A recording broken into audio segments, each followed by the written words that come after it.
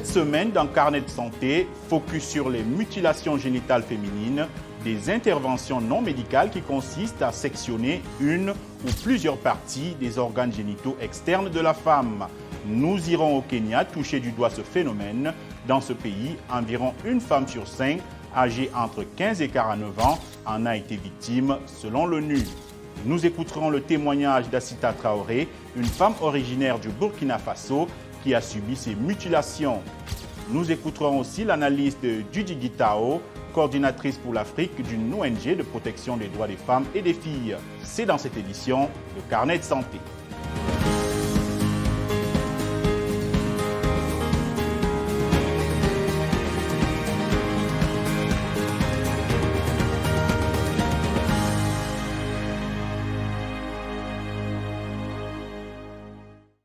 Salut à toutes et à tous, bienvenue dans cette nouvelle édition de Carnet de santé.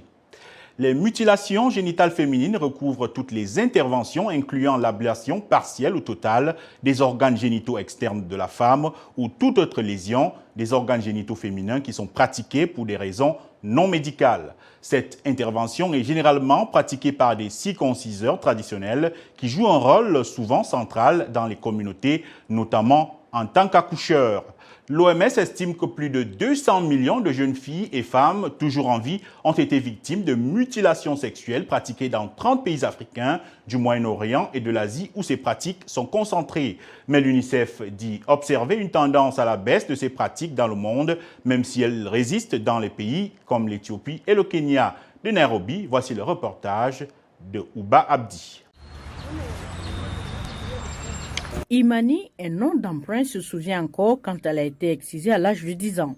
À l'époque, elle croyait que la pratique était la bonne chose à faire et elle n'avait pas le choix. J'ai été excisée quand j'avais 10 ans et à cette époque, j'étais contente car le mois de décembre marquait la période d'excision pour les jeunes filles. Je voulais être une femme. C'est comme un rite de passage très important pour notre communauté Kisii. L'excision est pratiquée pour diverses raisons. Certaines communautés l'utilisent comme un rite de passage. Certains y voient un moyen d'améliorer l'hygiène et l'esthétique, la maturité sexuelle, la possibilité de se marier et l'appartenance sociale. Maintenant qu'Internet est arrivé, j'effectue des recherches pour me rassurer sur le fait que je pourrais avoir une bonne vie sexuelle. Je lis des articles, par exemple, sur la sexualité d'une fille excisée. Et au fur et à mesure, les choses que je lisais m'affectaient psychologiquement. Alors, j'ai commencé à me sentir triste et je me suis dit que je n'étais pas une femme parfaite. La dernière enquête démographique et sanitaire du Kenya de 2022 a montré que la pratique des MGF est passée de 21% en 2014 à 15% en 2022. La prévalence était plus élevée chez les femmes somaliennes, Samburu, Kisii et Maasai. Cependant, malgré ce succès, de nombreuses jeunes filles subissent encore des mutilations génitales dans différentes régions du Kenya. Si quelqu'un demande votre main en mariage, notre culture est que vous devez d'abord être excisé avant d'être la femme de quelqu'un. Personne ne veut épouser une fille qui n'a pas été excisée. Alors, les mères excisent leurs filles parce qu'elles veulent les donner en mariage. Vous constaterez aussi que le manque de moyens contribue au mariage des filles. Et pour nous, épouser une fille va de pair avec son excision.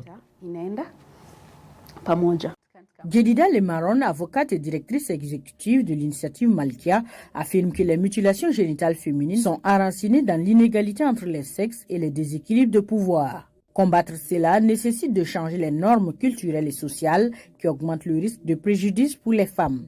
Cela signifie qu'il faut s'attaquer à toutes les autres formes de violence et de pratiques néfastes telles que le mariage des enfants, la violence physique, sexuelle et psychologique survenant au sein de la famille, des institutions et des communautés.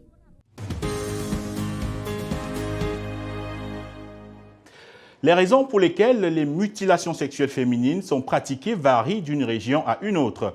Mais dans bien de cas, elles visent à assurer la virginité prénuptiale et la fidélité conjugale. Pourtant, elles ne sont pas nécessaires, elles sont même dangereuses selon des ONG de promotion des droits des filles et femmes comme Equality Now. Djudi Gitao est la coordinatrice régionale de cette ONG pour l'Afrique. Voici son analyse.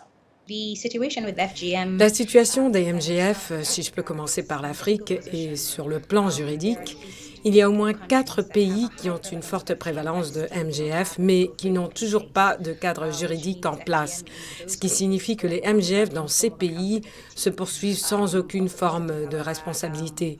Sur le plan positif, cependant, d'autres pays qui ont des MGF ont au moins une loi en place, et cela signifie que même si le nombre ou la prévalence est encore assez élevé, il y a toujours une opportunité de rendre des comptes. Au niveau de l'Union africaine, nous avons l'initiative Salima, qui cherche de nouveau à accélérer les différents efforts. Par exemple, celui de mettre en place un cadre juridique pour tous les pays qui ont effectivement un taux de prévalence élevé de MGF, de sorte qu'au moins il y ait une base de départ pour la politique. Et puis, la responsabilité incombe à chacun des pays, à chacun des gouvernements de commencer à pousser, à appliquer les lois, mais aussi à sensibiliser les communautés et à reconnaître que les MGF sont un problème social, une norme sociale, et donc qu'il faut à nouveau faire comprendre aux communautés d'abandonner cette pratique. Les effets physiques y sont également assez graves en raison des effets immédiats une fois que la MGF a été pratiquée. Je veux dire allant de l'hémorragie qui pourrait même entraîner des infections mortelles, un gonflement du tractus urinaire, etc., jusqu'aux effets à long terme tels que nous les connaissons. Nous avons commencé la discussion sur les MGF alors que c'était un sujet tabou dans bon nombre de ces pays. Dans certains des pays qui n'ont pas encore mis en place de législation, comme le Libéria, il était impossible d'avoir une discussion sur les MGF. Ce qui est important, cependant, c'est que nous nous assurons que nous ne l'avons pas seulement dans la loi, mais que nous gagnons les cœurs et les esprits pour que tout le monde dans la communauté commence à comprendre que c'est une pratique qui cause du tort. Ce qui est essentiel et ce qui mènera à la lumière au bout du tunnel est une réalité, c'est d'éduquer notre peuple et d'éduquer la population jusqu'à ce qu'elle réalise que les MGF sont une erreur.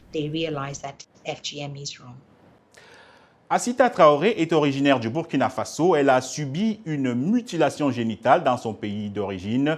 Elle est venue aux États-Unis à la recherche d'une vie meilleure, accompagnée de sa fille, qu'elle ne voulait pas voir subir le même traumatisme. Après de nombreuses années d'hésitation, elle a finalement décidé de subir une chirurgie de réparation. Regardez.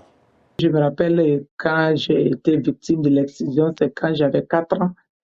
Et je me rappelle même qu'on était au moins 3 ou 4 dans la famille. Les parents n'avaient pas les moyens pour le faire. Et ça coûtait en ce temps 2000 francs CFA. Et c'était à 4 ans que mes parents avaient les moyens, plus une de ma petite sœur, moi, plus une grande sœur. On était 4, on nous a excisés. Je peux me rappeler de ces jours. Vraiment, ça a laissé une image que je ne peux jamais oublier. Et là même n'est pas le vrai problème.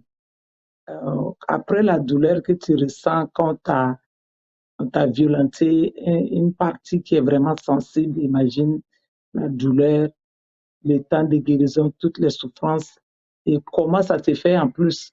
Ça ne s'est fait même pas à l'hôpital, ça s'est fait à la maison avec des matériels qui n'est même pas bien appropriés et on te traite à la maison, on te cache, on soigne cela. Imagine tout cela. Là même n'est pas le vrai problème, c'est quand même tu vas grandir que tu vas vraiment sentir l'impact. Parce que tout le temps, une fois que tu es guéri, tu oublies. Mais maintenant, quand tu arrives à l'âge de la puberté, à l'âge de l'accouchement, c'est là que le vrai problème commence. Parce que c'est comme c'est une plaie qui a été cicatrisée. Et à l'accouchement, ça fait que l'accouchement devient difficile. Et je me rappelle que quand il y a un moment que ça me stressait, ça m'énervait, je me disais que non, pourquoi quelqu'un a été capable d'enlever une partie de moi?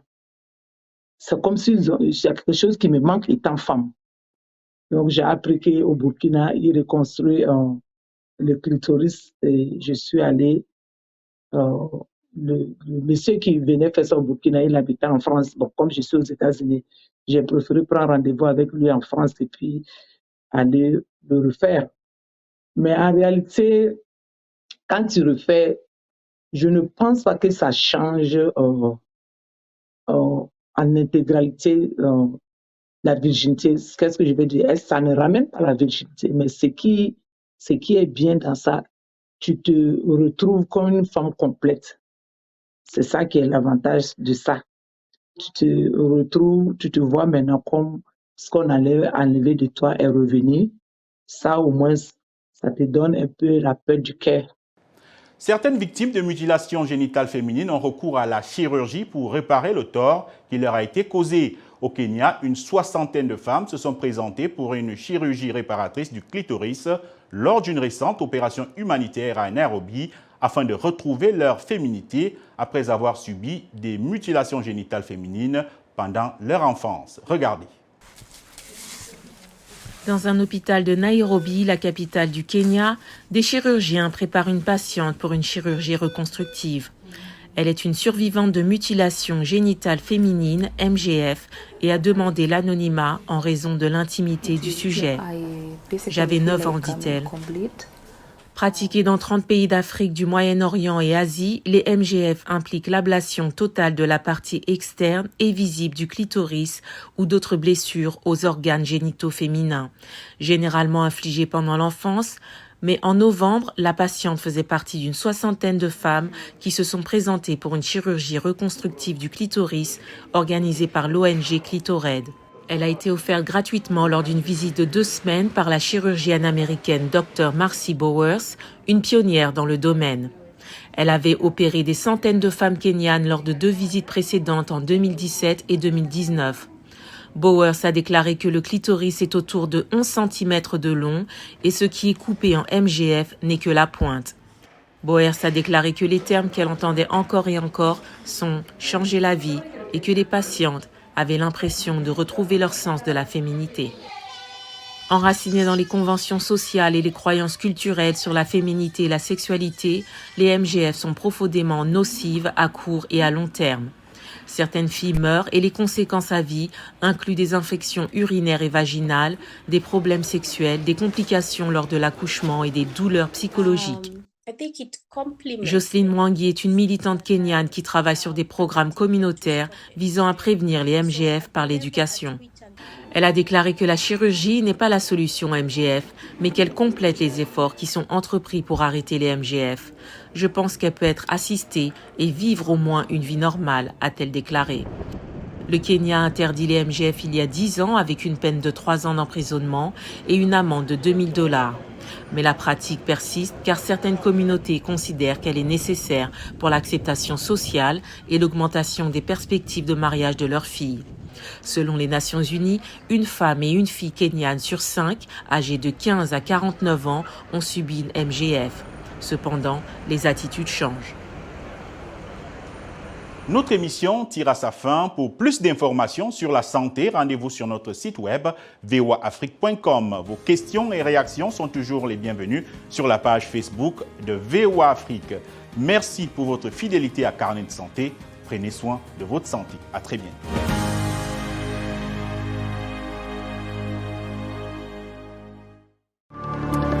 L'actualité africaine au quotidien, c'est ce que vous propose VOA Afrique. Je suis Anastasie Tudièche à Kinshasa. Washington Forum, le rendez-vous hebdomadaire de VOA Afrique à ne pas manquer. Chaque semaine, nous sommes ensemble pour 30 minutes pour décortiquer les grands sujets qui font l'actualité. Avec nos analystes et nos reporters, nous allons au fond des choses. Politique, économie, société, culture. Nous posons le débat et nos analystes sont là pour apporter l'éclairage. Washington Forum, c'est aussi vous, le public. Vous pouvez participer en réagissant au thème de la semaine sur nos réseaux sociaux. La rédaction de VOA Afrique vous donne rendez-vous sur ses chaînes partenaires, son site voaafrique.com et sur ses plateformes numériques pour prendre part à ce forum réalisé dans nos studios à Washington. À très bientôt dans Washington Forum. L'actualité africaine au quotidien, c'est ce que vous propose VOA Afrique. Je suis Ndari Kalinglopi à Cotonou.